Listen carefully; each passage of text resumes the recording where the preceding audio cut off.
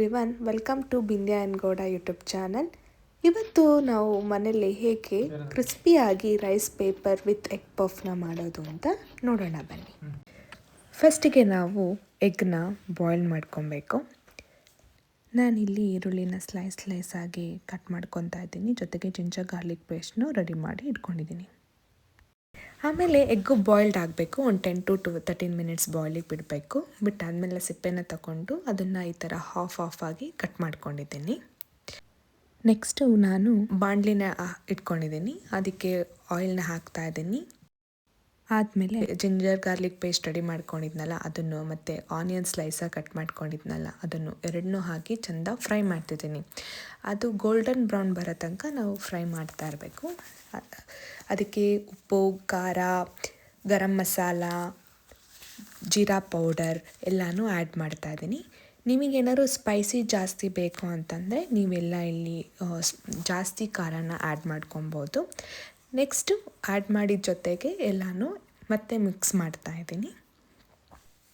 ನೋಡ್ತಾ ಇದ್ದೀರಲ್ಲ, ಇವಾಗ ಈ ಥರ ರೆಡಿಯಾಗಿದೆ. ನಾನೀಗ ಇದನ್ನು ಒಂದು ಬೌಲಿಗೆ ಹಾಕಿ ಇಟ್ಕೊತಾ ಇದ್ದೀನಿ. ನಾವು ಯೂಸ್ ಮಾಡ್ತಿರೋ ರೈಸ್ ಪೇಪರ್ ಈ ಥರ ಇದೆ. ನಾನು ಆ ಪ್ಯಾಕೆಟ್ನ ಕಟ್ ಮಾಡಿಕೊಂಡು ಒಂದೊಂದಾಗಿ ರೈಸ್ ಪೇಪರ್ನ ಆಚೆ ತಗೊತಾ ಇದ್ದೀನಿ. ಫಸ್ಟು ರೈಸ್ ಪೇಪರ್ನ ಏನು ಮಾಡಬೇಕು ಅಂದರೆ ನಾವು ವಾಟರಲ್ಲಿ ಡಿಪ್ ಮಾಡಬೇಕು.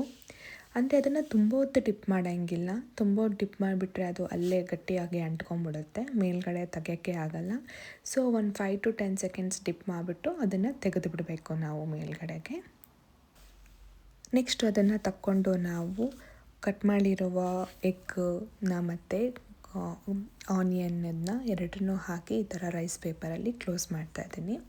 ಇಲ್ಲಿ ನಾನು ಒಂದು ಎಗ್ ಪಫಿಗೆ 2 ರೈಸ್ ಪೇಪರ್ನ ಯೂಸ್ ಮಾಡ್ತಿದ್ದೀನಿ. ನೋಡ್ತಾ ಇದ್ದೀರಾ ಅಲ್ವಾ, ಈ ಥರ ನಾನು ಕ್ಲೋಸ್ ಮಾಡ್ತಾ ಇದ್ದೀನಿ ಎಗ್ ಪಫ್ನ.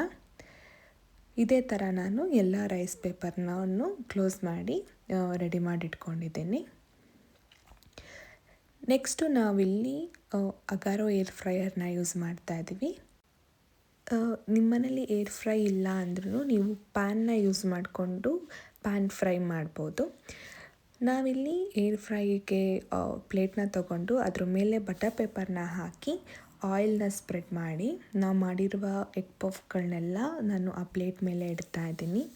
ನೀವು ನೋಡ್ತಾ ಇದ್ದೀರಾ ಅಲ್ವಾ, ಈ ಥರ ನಾನು ಎಲ್ಲ ಎಗ್ ಪಫ್ಗಳನ್ನೂ ಪ್ಲೇಟಲ್ಲಿ ಇಟ್ಟು ರೆಡಿ ಮಾಡಿ ಮತ್ತು ನಾನು ಆ ಎಗ್ ಪಫ್ಗಳ ಮೇಲೆ ಆಯಿಲ್ನ ಸ್ಪ್ರೇ ಮಾಡ್ತಾ ಇದ್ದೀನಿ.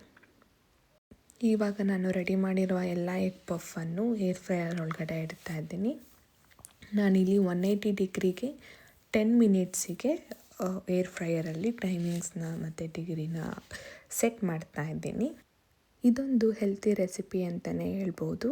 ಮೈದಾ ಬದಲು ನಾವಿಲ್ಲಿ ರೈಸ್ ಪೇಪರ್ನ ಯೂಸ್ ಮಾಡ್ತಾ ಇದ್ದೀವಿ.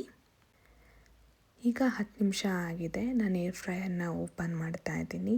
ನೋಡ್ತಾ ಇದ್ದೀರಾ ಅಲ್ವಾ, ಈ ಥರ ಎಗ್ ಪಫು ರೆಡಿ ಆಗಿದೆ. ಸೊ ಕ್ರಿಸ್ಪಿ ಅಂತಹ ಎಗ್ ಪಫು ರೆಡಿ ಆಗಿದೆ. ಇದು ಮಕ್ಕಳಿಗೆಲ್ಲ ತುಂಬಾ ಇಷ್ಟ ಆಗುತ್ತೆ ಅಂತ ಹೇಳ್ಬೋದು. ಸೊ ನೀವು ಮನೇಲಿ ಟ್ರೈ ಮಾಡಿ ತಿನ್ನಿ.